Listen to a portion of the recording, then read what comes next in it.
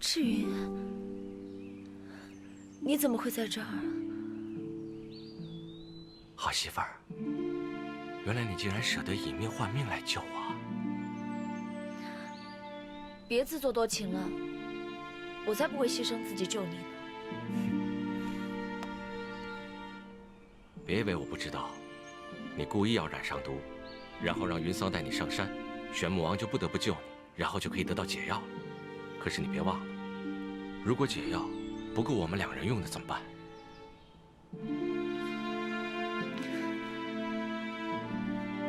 你要中毒就中毒，跟我有什么关系啊？我只不过是想念云桑姐姐了，过来看看她罢了。好，那就是我误解了。哎呀，你说我要是死了的话，你该怎么办呢？你要死就死，我当然会好好的活下去了。这就对了，好媳妇儿，你以后千万不要再做这样的傻事了。我只要你在我活着的时候，好好爱我就够了。如果哪天我要是不小心死了，你就把我的尸骨随便抛到哪个山里面，反正那些野兽也会把我啃个干净。你就当我从来没有存在过，把我忘得一干二净，高高兴兴的，好好的活着，知道吗？你别风言风语的了，不要以为有阿碧的血你就会没事，你撑不了多久的。我们现在得赶紧见到玄武王才行。唉，恐怕很难了。现在玄武王正在闭关，把守玄武山的是童真、星芒和昆卜。童真与我有仇，估计他是不会让我们过去的。童真心胸狭隘，睚眦必报，如果他来把守，确实不易。可是你不是想知道是谁对你下的毒吗？你有没有什么值得信任的朋友，可以帮我们给玄武王传个信啊？人心难测呀。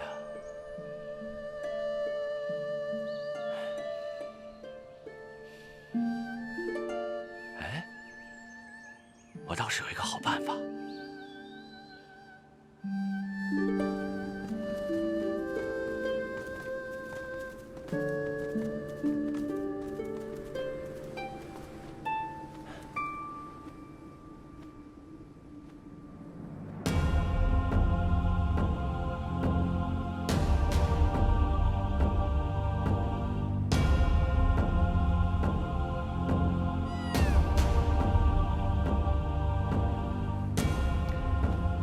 烈阳，你在玉山待了这么久，功力也长进了不少吧？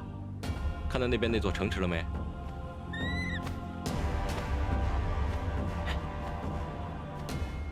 你去那儿练习一下凤凰玄火，看到什么不顺眼就喷它一团火。但是记住了，不许伤人。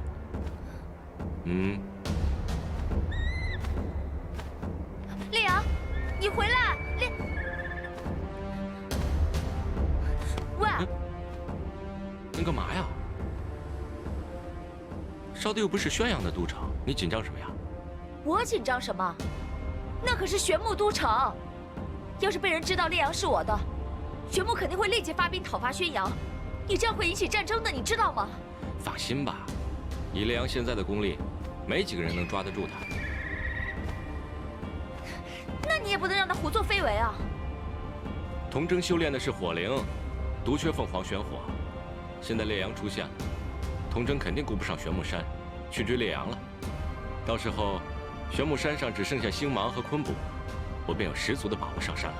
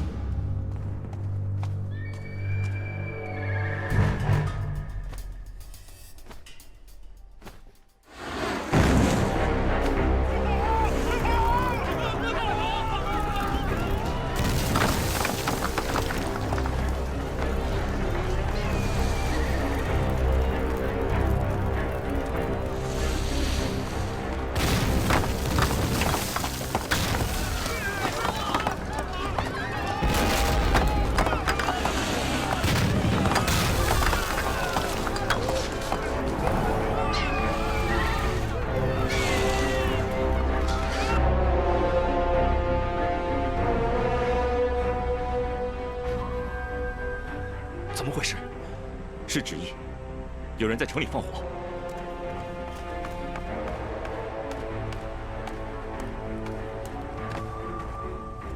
哈，凤凰玄火，我找了这么多年都没找到，没想到今天自己却送上门来了。哼，童将军且慢。这凤凰玄火来得蹊跷，怕是有人要闯玄武山。你若一走，这守山的阵法便缺了一点。 万一出了什么差错，放眼整个大荒，有几个人是你们两个的对手？守山之事就交给二位，我去就好。哎，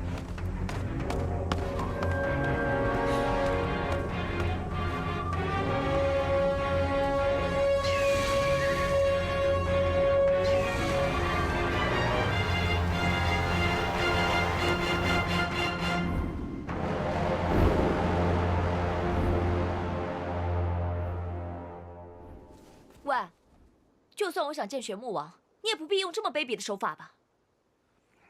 那你说个方法，我去做。就算你引开了童真，那童真手下呢？你打算怎么做啊？别急啊，阿碧，来。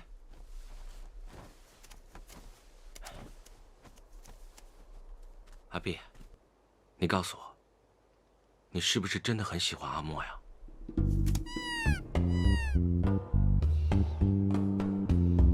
唉，可惜啊，可惜阿莫是一定会嫁人的。成了亲之后呢，他的夫婿可能会不喜欢你，他不喜欢你，就一定会把你跟阿莫分开。喂！ 这紧要关头，你瞎说什么呢？就算是你勉强跟阿莫一块嫁过去，但是阿莫他成了亲，他一定会生孩子的。生了孩子之后呢，他就会更喜欢自己的孩子，他就会顾不上你，就会彻底把你冷落了，就再也不能陪你玩了，甚至于连看都不能再看你一眼了。喂，你干嘛？ 瞎说什么呢？阿碧，他是胡说的，你别信他，他是故意吓你的。阿碧，我没吓你，我真的不是吓唬你啊！你想想看啊，阿莫真的有了孩子之后，他就会更喜欢自己的孩子，他就不要你了。到时候烈阳也不要你了，你一个人多可怜呀，孤孤单单的，你娘亲没了，朋友没了，连这……你别胡说！ 阿碧，你别信他，你可不能信他。我没有胡说。喂，都什么时候了，你欺负阿碧，真是疯了！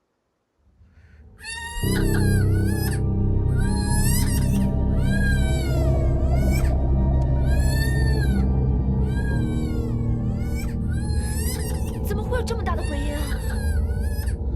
阿碧，你记住了。 如果你真的很爱阿莫的话，就要努力去争取。你越是伤心，阿莫就越不会跟别人走。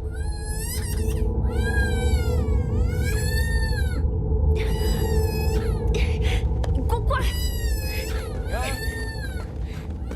喂，你刚刚利用完烈阳，现在又欺负阿碧，到底有没有人性啊？你这个禽兽不如的家伙！我知道你心疼阿碧。 反正你最后也不会真的抛弃他嘛，而且让他知道一下失去的痛苦，不是才会更加珍惜你吗？你这是什么鬼逻辑啊？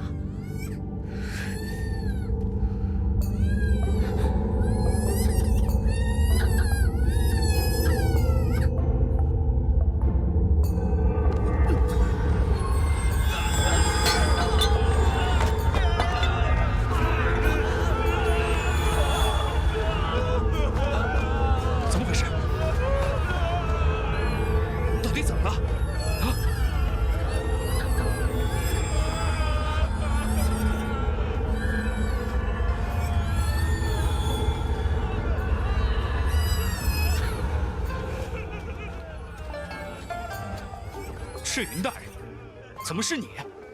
你灵力高强，可以忍耐，但是你底下的那些侍卫受哭声的影响，越难过就会越哭，越哭就会越难过，直到心力衰竭而亡。赤云大人，我负责镇守玄木山，还请您手下留情。我要见玄木王。这，我得向童将军请示一下。童征本来应该跟你们一起守在这玄木山，至于他现在去哪儿了，我不在乎。你要是想请示的话，那就去吧。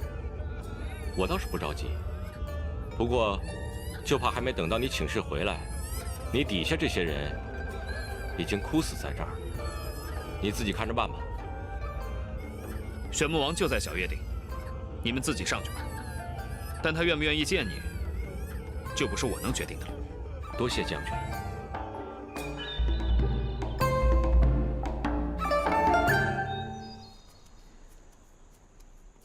没想到阿碧的哭声竟然威力那么大。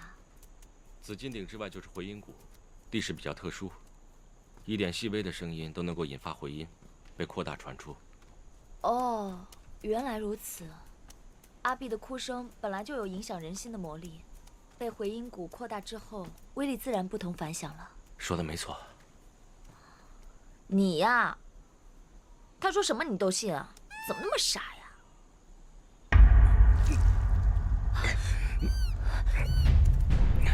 怎么了？刚刚为了在星王面前维持气势，消耗了不少灵力，毒素有点压不住了。还能撑得住吗？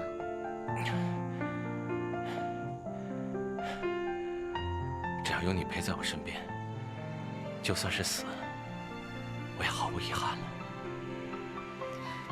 别胡说八道！你就算想死，也要等我脱身之后再死。你现在死了，我可说不清楚了。走吧。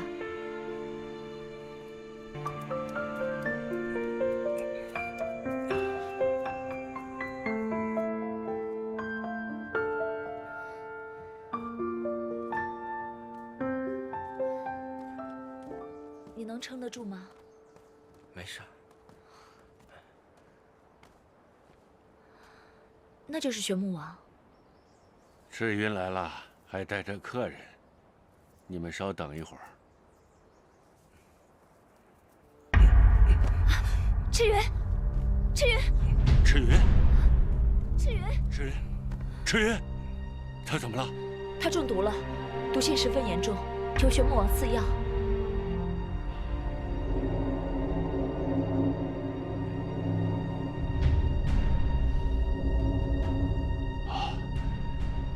这是我玄木所产的一种毒药，毒性极强。来，扶他过来。这种毒药啊，潜伏在体内十分隐蔽，时间久了才会发作。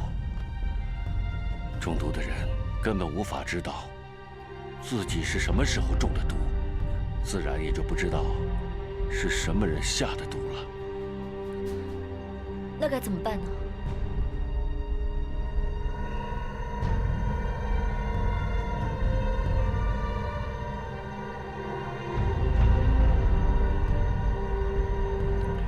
没关系，我这儿有一颗丹药，你先吃下去，然后再利用你的灵力配合药力，把残毒给逼出来，这样应该就没事了。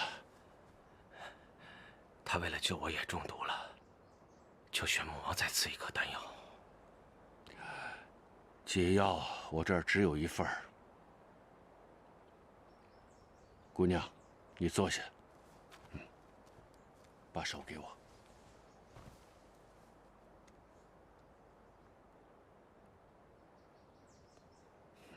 姑娘，你是自己把毒引入体内的，而且就在这2天，为什么？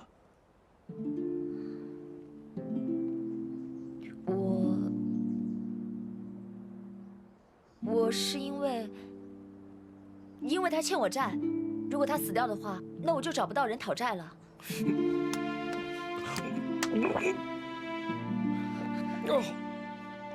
这个药也这么不老实。你没听玄木王说吗？解药只有1颗。我知道啊，那又怎么样？赤云，你放心，这姑娘的毒没事儿，我很快就给她配制解药。旨意的火是你们2个人放的吧？您在这里都知道了。玄木山四周发生的任何事情，都逃不出我灵力的感应。那您知不知道烈阳有没有被抓住啊？烈阳，就是那狼鸟。你放心，我已传命浩许，让他好好看管，不会有人伤害他。谢玄木王。老头儿，另外一颗解药什么时候能配出来？那得等到明天，你们俩在这儿多住一宿吧。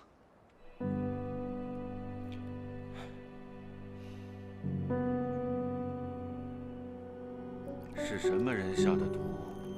你猜测过吗？我云游天下，去过很多地方，见过很多人，加上无法推测中毒的时间，我实在是想不出来到底是谁给我下的毒。幸好玄木王医术高强，否则我们2个只能等死了。姑娘，你知道我怎么跟赤云结盟的吗？听赤云讲过一些，但不是很清楚。 10年前，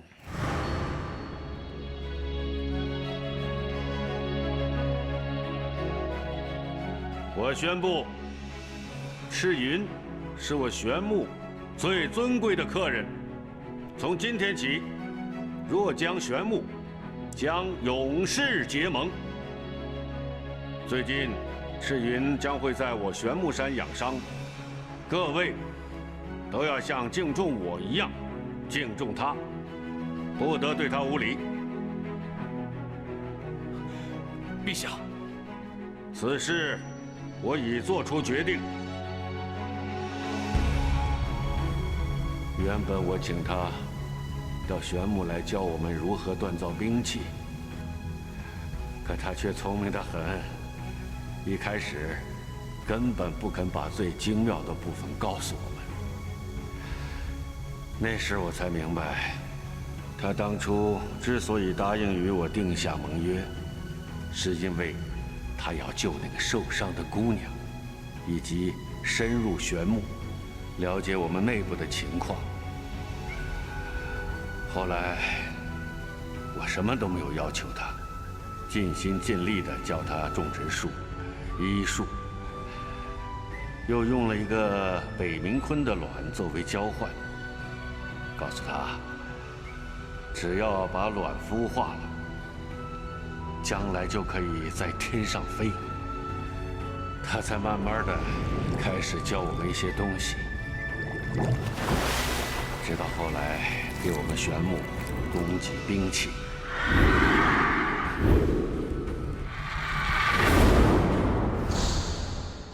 原来逍遥是玄木王送给你的。说起来。 这玄木山对我有恩的人还真是不少。当年我住在玄木山的那段时间，每次童真来找我麻烦，都是浩许来帮我解围。童真的个性我是了解的，他毕竟是我玄木的大将，我希望你能看在我的面子上，不要把他放在心里。我赤云岂是那种睚眦必报的小人？ 最多我就不跟他见面打交道就是了。浩许和你的年龄相当，自然比较合得来。说实话，你在玄木这些年，他真的把你当亲兄弟了。我知道，当年我不习惯玄木山的生活，偷偷溜了出去。本想一去就不再回来。赤云，你这是要去哪里？ 是浩许一路追了上来，拿了一壶1000年的老酒，和我说：“我早就把你当成兄弟，我许诺你，此生对你永不相弃。”于是我又回到了玄木山，一留就是好多年，精心学习了玄木的种种长处，也把我所擅长的铸造之法交给了玄木族人。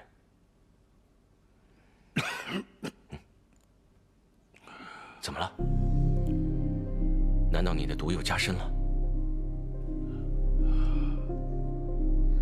毒？这次我命童真等人把守玄木山，严禁任何人上山，就是因为这事儿。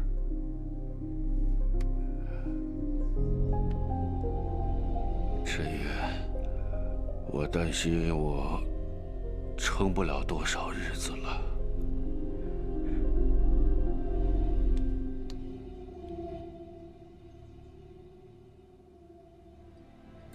你体内毒素的情况果然更糟糕了。宣阳有玉尘，凌云有圣伦，我玄木却没有一个能堪此重任的继承者。我希望在我死后，玄木的军队将由你和浩许共同统领。到那个时候，你既可以统领你的若江兵马，也可以掌控我玄木的军队，两族无人与你匹敌。另外，你还有权否定玄木王的决策。或许如果没有你的帮助，很难掌控玄木的局面。好了，话已经说完了，我这就去给阿莫姑娘配制解药。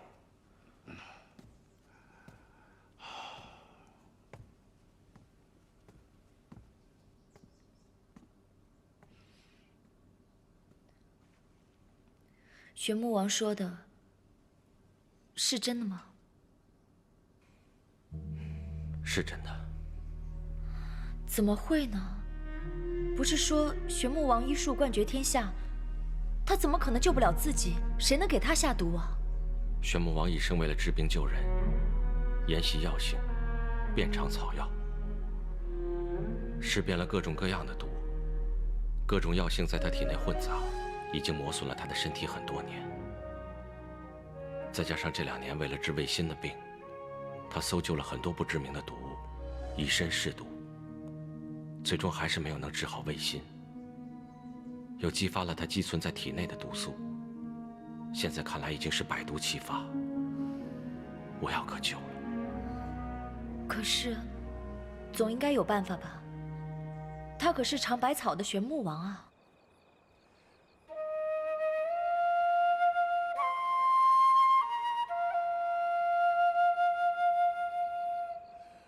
这么多年，玄木、宣阳虽然互相看不顺眼，但大荒却一直太平无事。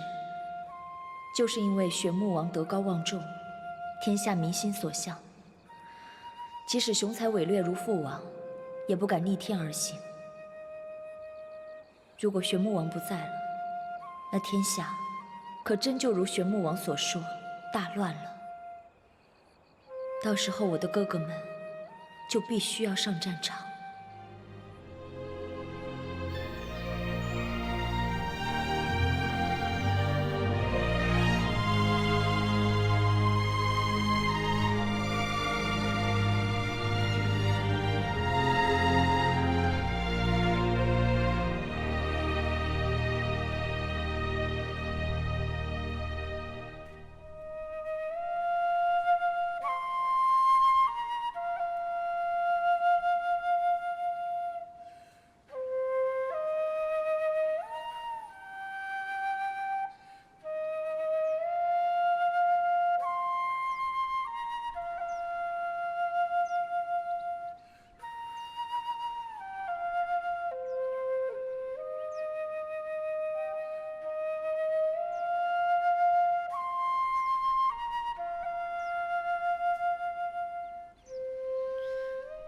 玄木王，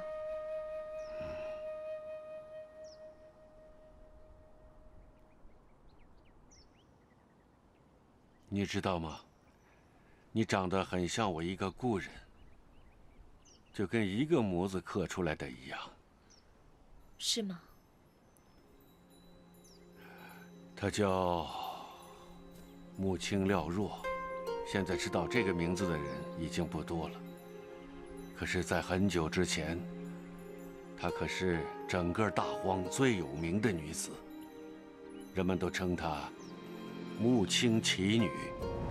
苍天在上，虚离，穆青廖若，阿玉，我们三位结为异姓兄妹，从今以后同甘共苦，不离不弃。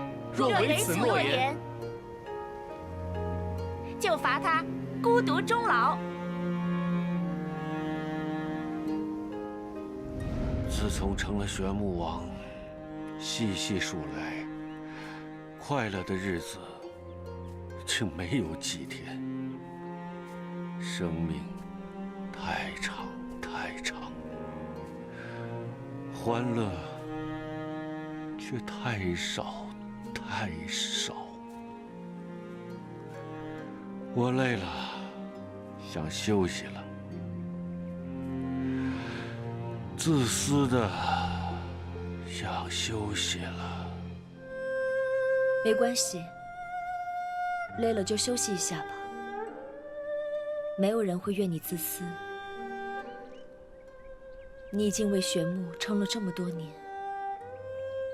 现在该休息一下了。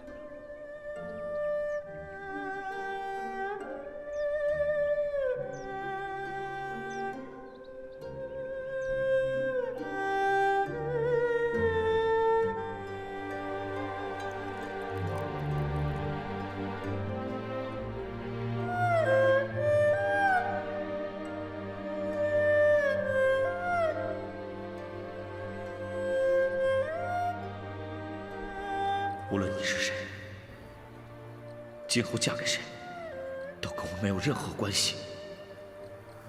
我要成亲了。不会的，根本就不是这样。景世不会是这样的人。我真心爱的，他怎么可以就这样娶别人了呢？他怎么如此狠心？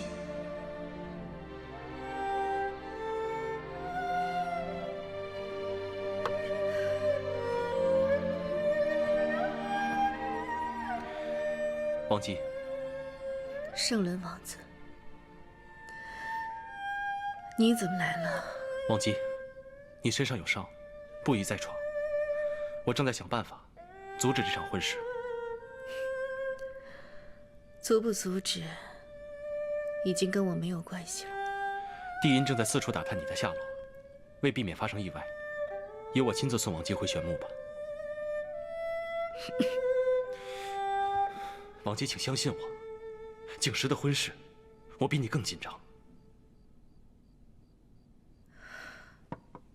是跟帝音有关吗？是。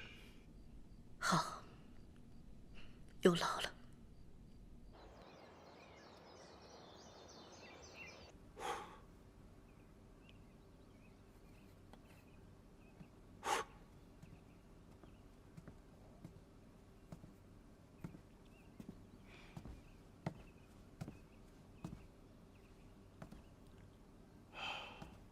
伯伯，其实我就是穆青廖若的女儿，我叫穆青墨。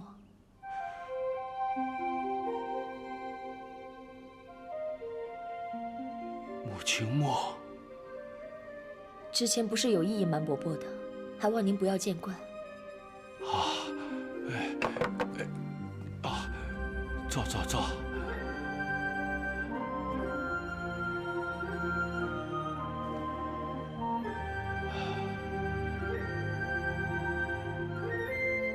药来了。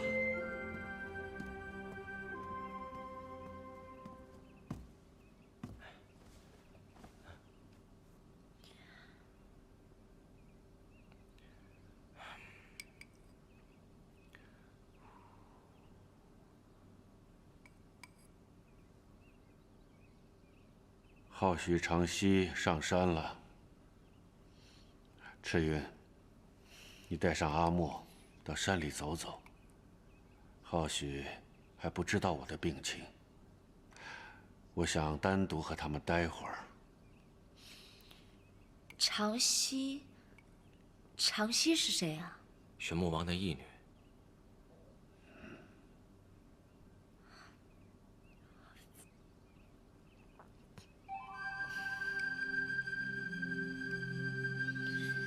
最后一口。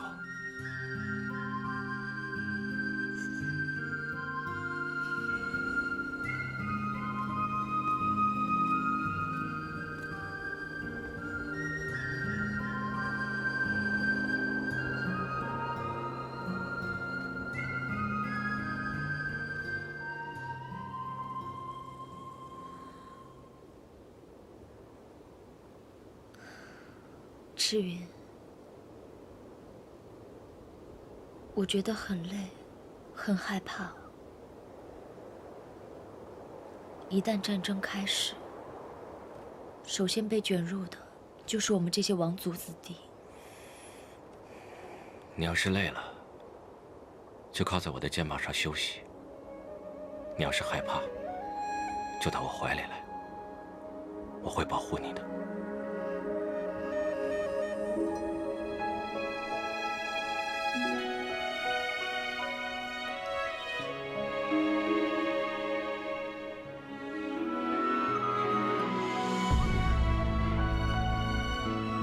如果靠久了，你会不会觉得累？会不会不耐烦啊？阿莫，你还不明白吗？我愿意为了你做任何的事情。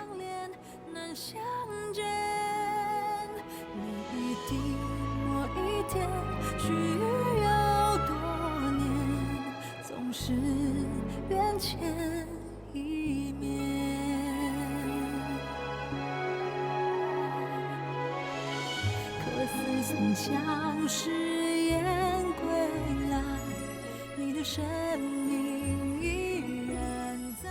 是玄木王叫我们回去了。走吧。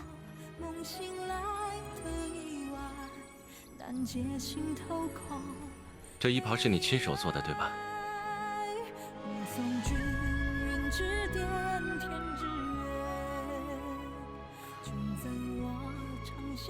又是养蚕又是纺纱，折腾了好久。这玉山上谁不知道？我早就问得一清二楚了。有什么大不了的？不就是一件破袍子吗？哎，我会一辈子都穿着它。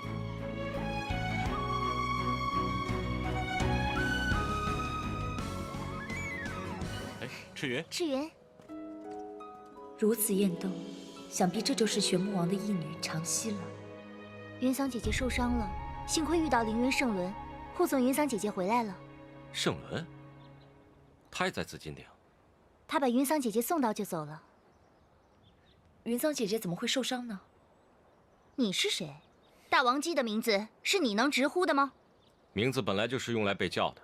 你，且在路上遇到了几个为非作歹的坏人，受了一点伤。估计休养几个月便会好了。姑娘，是不是认识我姐姐？云桑姐姐怎么会到凌云去？又怎么会碰巧碰到凌云圣伦呢？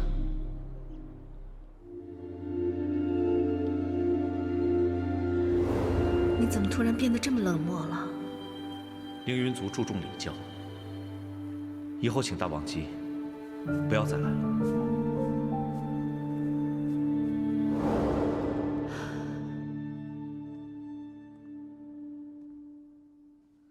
姐姐，阿莫，你怎么来了？此事说来话长，我是听说你受伤了，赶紧过来看看你。没什么大碍，不用担心我。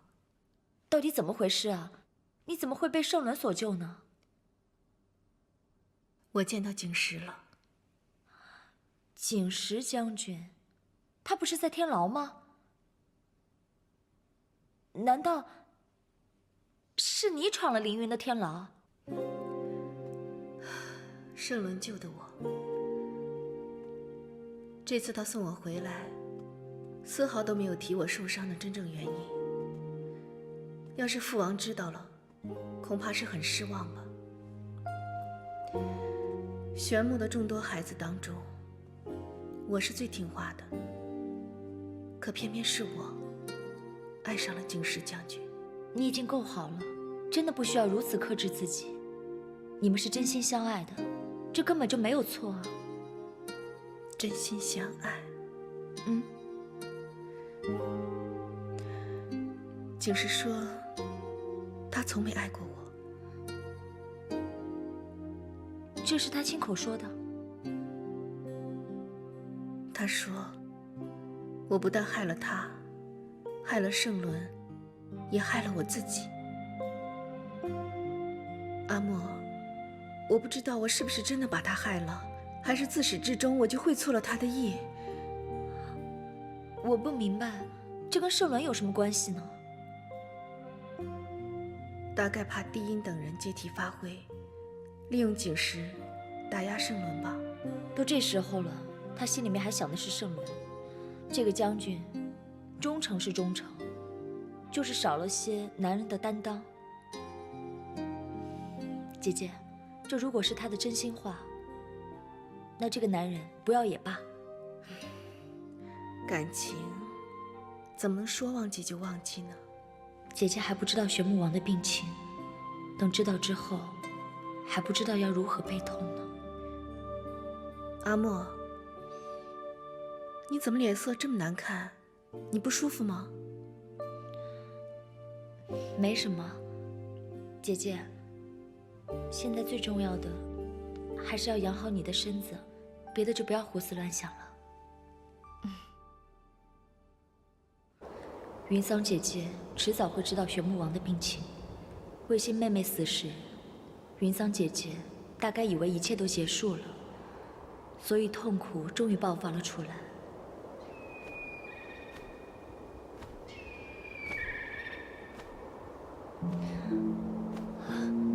烈阳，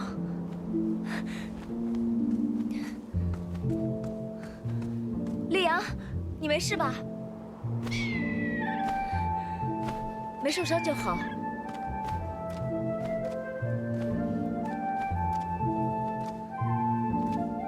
多谢殿下救了烈阳。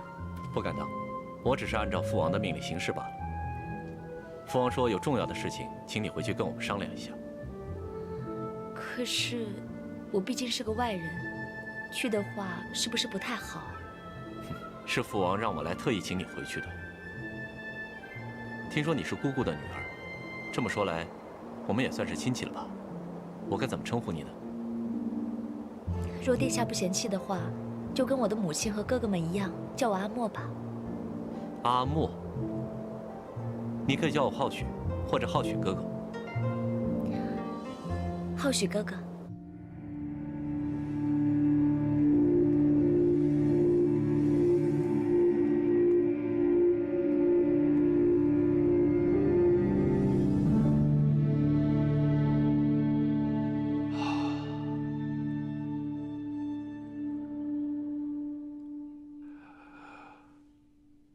我中毒了，最多活不过1年。父王，父王，父王，您的医术冠绝天下，哪里会有您解不了的毒？赤云，玄牧王的确活不了太长。父王，不可能！赤云，你告诉我这不是真的！赤云，你告诉我这不是真的！赤云，你说呀！你告诉我这不是真的！父王，浩许，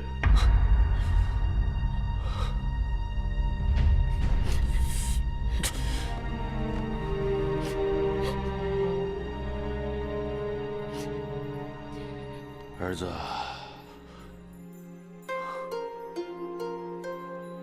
我很高兴，你母亲更高兴，因为你没有辜负我们的希望，不仅温和善良，而且胸怀宽广。我一直都以为父王您对我很失望。我从来没对你失望过，从来没有。浩许，如果我把玄木一族的命运交付于你，你会怎样？我会竭尽全力，保护好玄木所有的子民。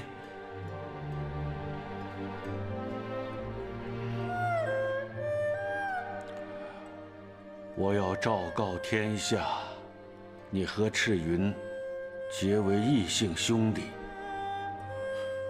在我死后，你们举行结拜仪式。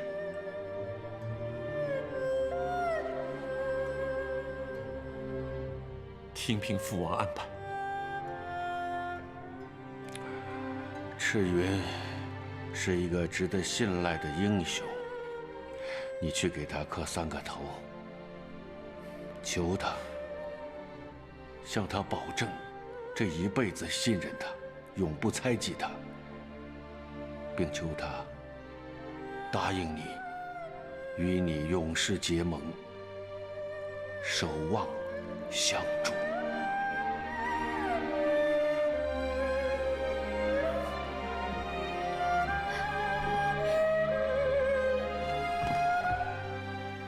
现在，我父亲坐在这儿，我母亲也安葬在这儿。我在父亲和母亲的见证下，我玄木浩许对天地起誓：从今往后，无论发生任何事情，都不怀疑赤云，不猜疑赤云，对赤云永不相弃，永不相欺，必将终生信他。若违此诺，父母不容，天地共弃。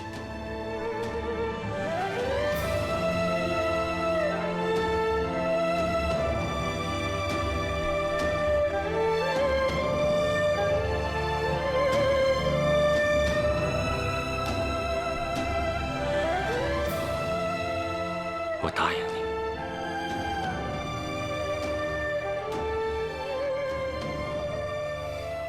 我会尽力帮助你。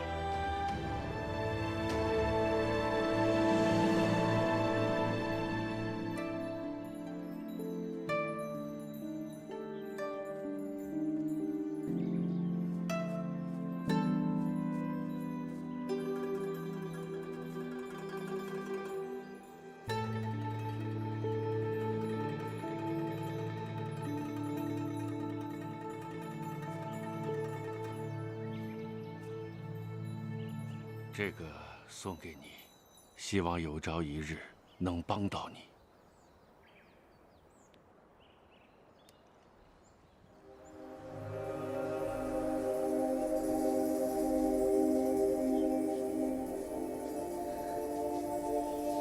玄木百草经。是的，这是我一生的心血，就算是送给侄女的见面礼吧。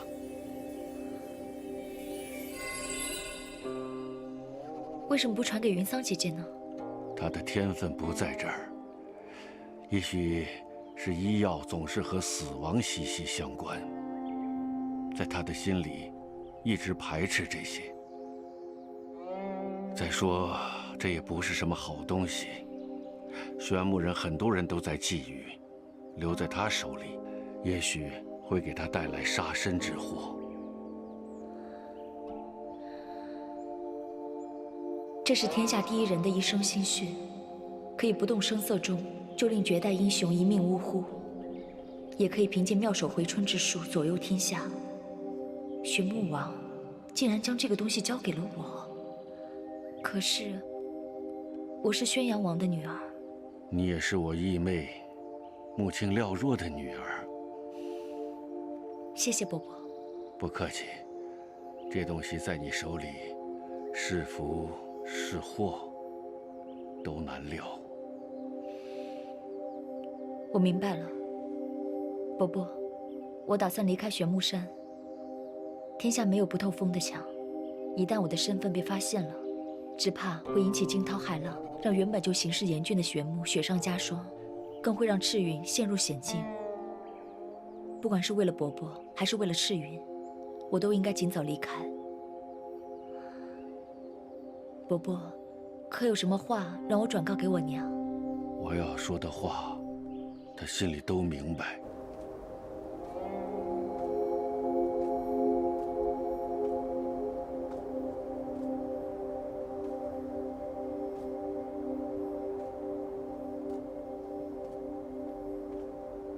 你真的打算不告而别吗？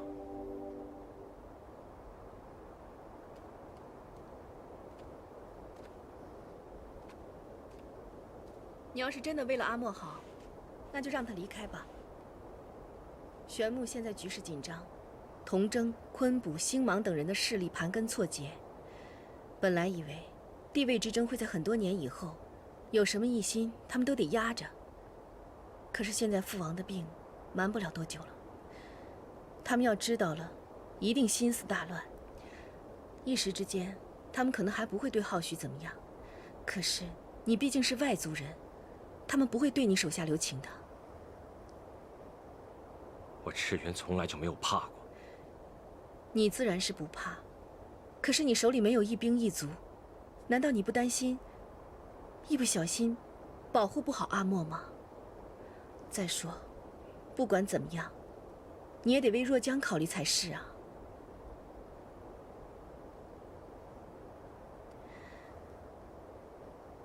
阿莫，你路上小心一点。姐姐，你一定要照顾好自己。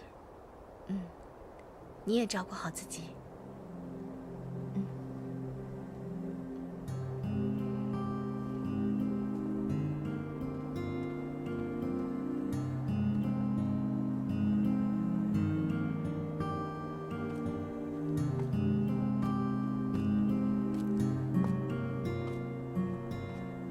从玄木山离开以后，你打算去哪儿？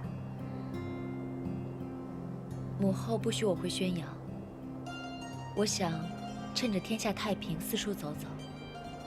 也许跟以前一样，哪有不平之事就去管管闲事。能不能答应我一件事情？什么事？无论多难，都要见上一面。每年4月，当桃花开满山坡的时候，就是我若江族的跳花节。大家都会在桃树下唱情歌、跳情郎。从明年开始，每年4月，我会在不归故的桃花树底下等你。我们不见不散。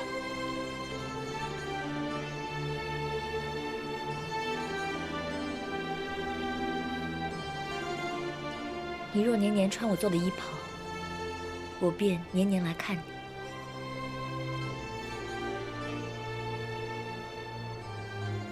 我穿一辈子，你就看我一辈子吗？你若穿，我就来。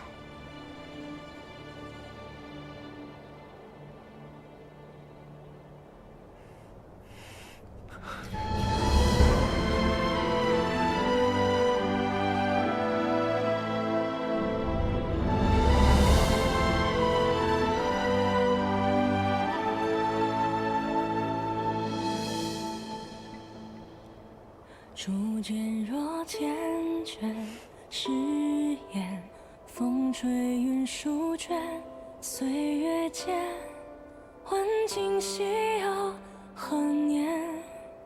心有惜，但愿执念，轮回过经年，弹指间，繁花我要走了。开落多少遍？玄木王和浩许还在等你。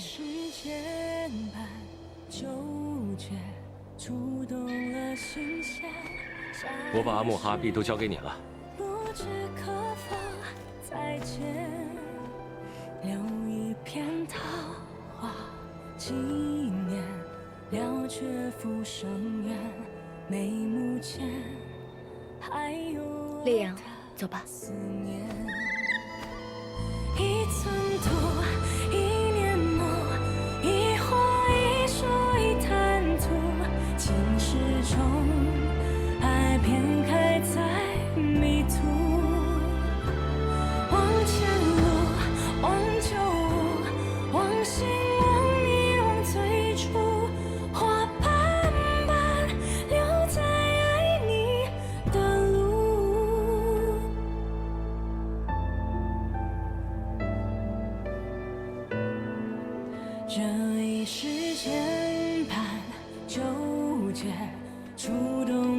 新鲜，下一世不知可否再见。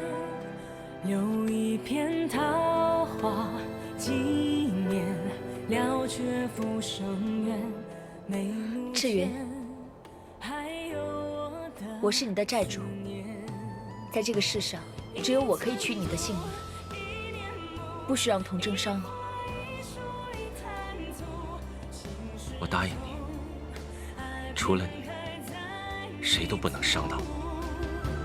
往前路，往旧路，往昔往你我最初，花瓣般留在爱你道路，牵肠夙愿，来时路，一念桃花映国度，那一年，稀缺时光在重复。阿莫，总有一天，我会正大光明地将你娶回若江。等我。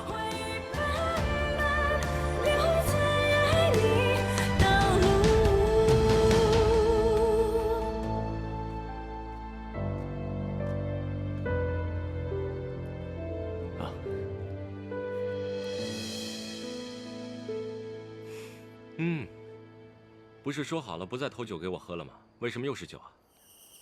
对不起，现在还没有能力把阿莫留下来，护他的周全。从今天开始，你给我记住，你就是这玄木的王，新一任的玄木王。你不用跟任何人说对不起，你的决定便是对的，而我将是你最坚定的盟友，站在你的身边，确保所有人执行你的决定。好，从今天开始，我一定要做一个一切决定都无愧于天地的玄武王。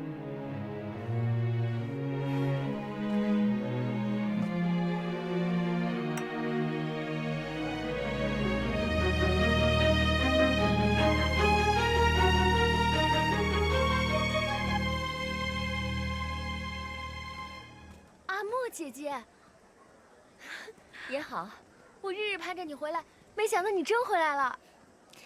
这次我回来打算多住几日，我打算在这行医。真的，太好了！你医术那么好，肯定能救更多的若江百姓。我要去禀报巫王，他一定特别高兴。嗯。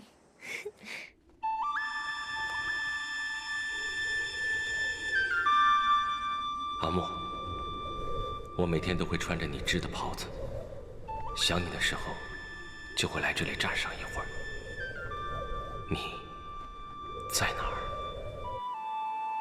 赤云，伯伯还好吗？希望这样可以帮到你。我会帮你一起守护若江的。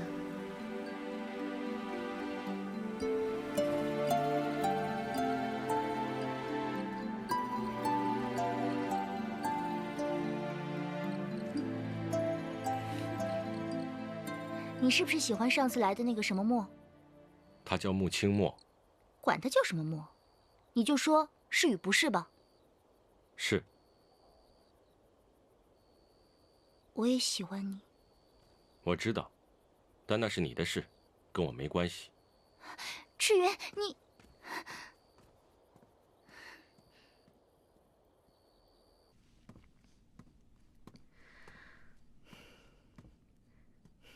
长熙对你好，你心里是知道的。不管怎么样，别伤着他。我不管阿莫婚配给了谁，这一生，她只能是我赤云的妻子。那你有没有想过宣阳王？行了，我要去给老头配药了。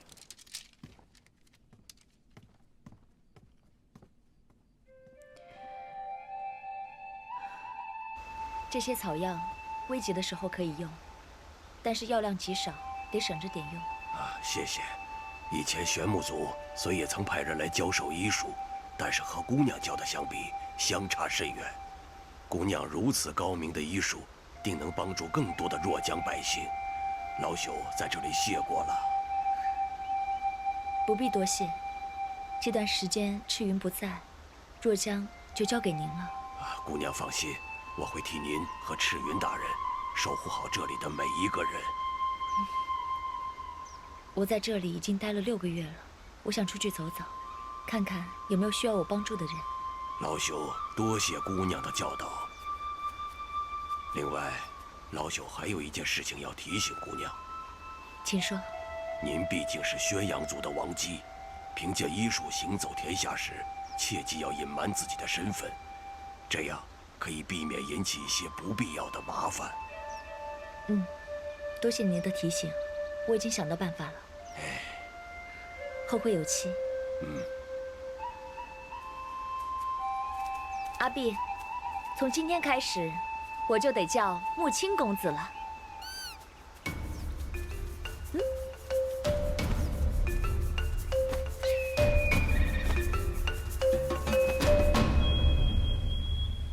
启禀父王，在大姐的帮助下，我已经开始熟悉族中的事务。只不过，童真他们已经开始怀疑了，多次要求想要见你，都被大姐拦下了。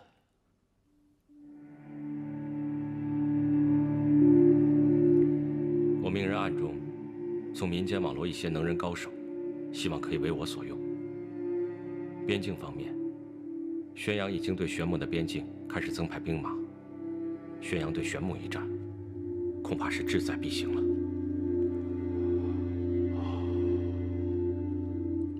父王，我会尽全力帮助浩旭，尽快摸清玄牧朝中错综复杂的权力分配格局，以便浩旭在登基之前能获得更多势力的支持。父王，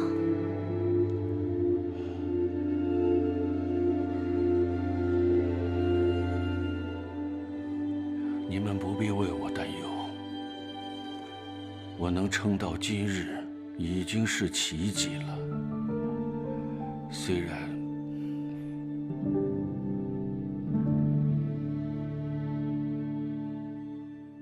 你们做的已经很好，但要加快。我怕我撑不了多久了。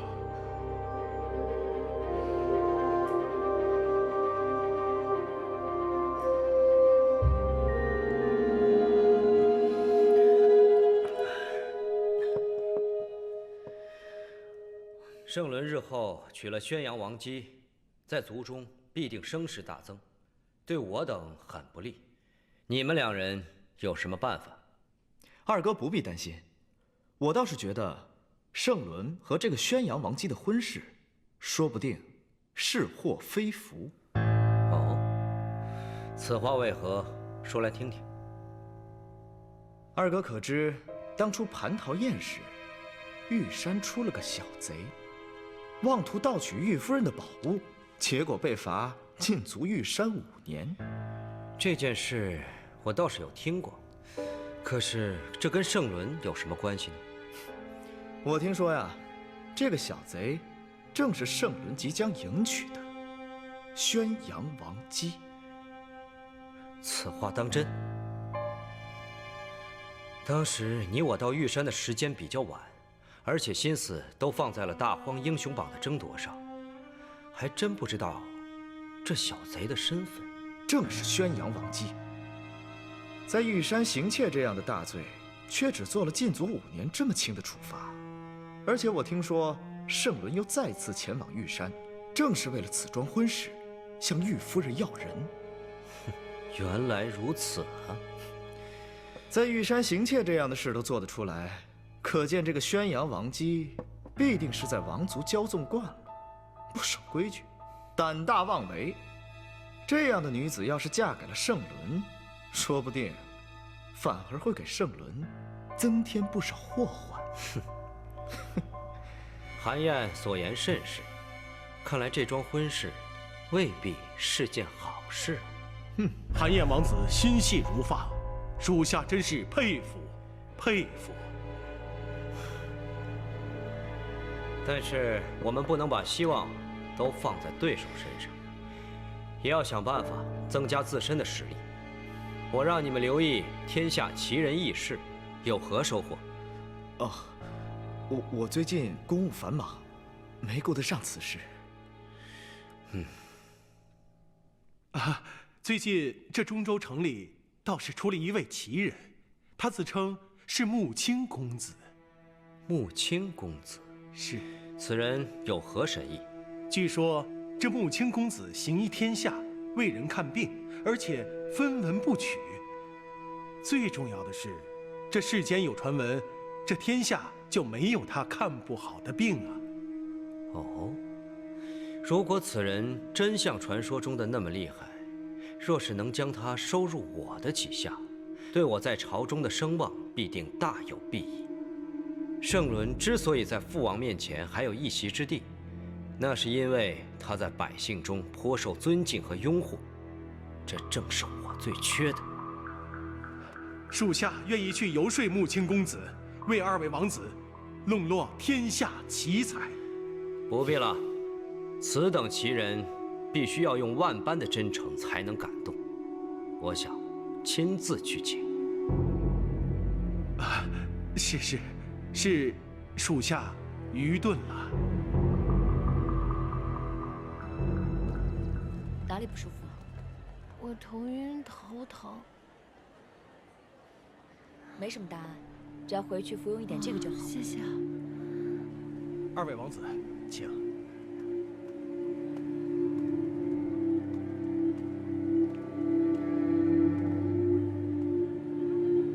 你最近有什么不舒服吗？胸口疼。胸口疼啊？什么时候开始的？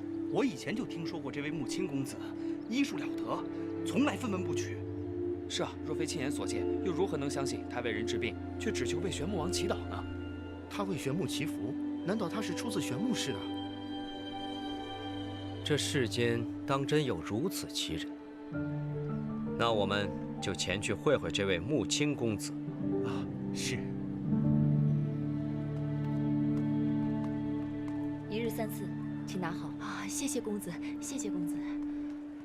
穆青公子虽然年纪不大，医术却冠绝天下，举止又很温和，真是让在下心生敬佩。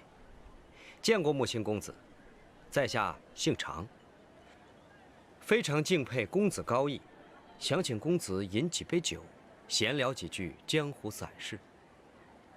多谢常公子的盛邀，只是我今日的义诊还未结束。当然是待公子为百姓医治之后再来接您。今日结束之后，我必定十分疲劳，需要早些休息。宴席之事就不必了吧？那在下愿意驱散属下，给公子做个帮手。等公子义诊之后，我们再聊喝酒之事。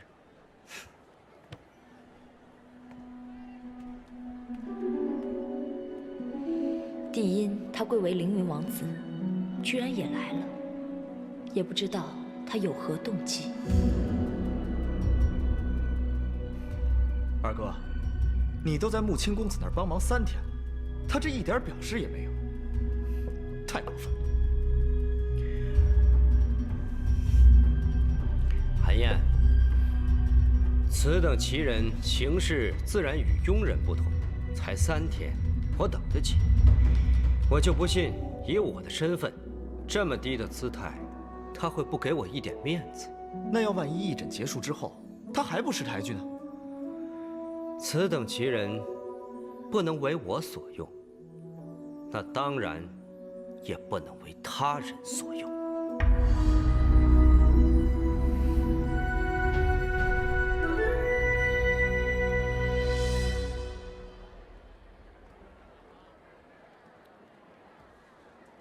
你把这药服下，自然就会好了。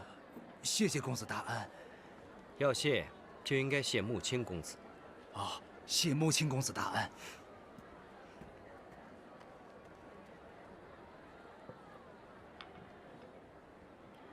今天晚上是我们凌云族的放灯节，在下特意备了一点酒菜，希望公子能大驾光临，同赏花灯。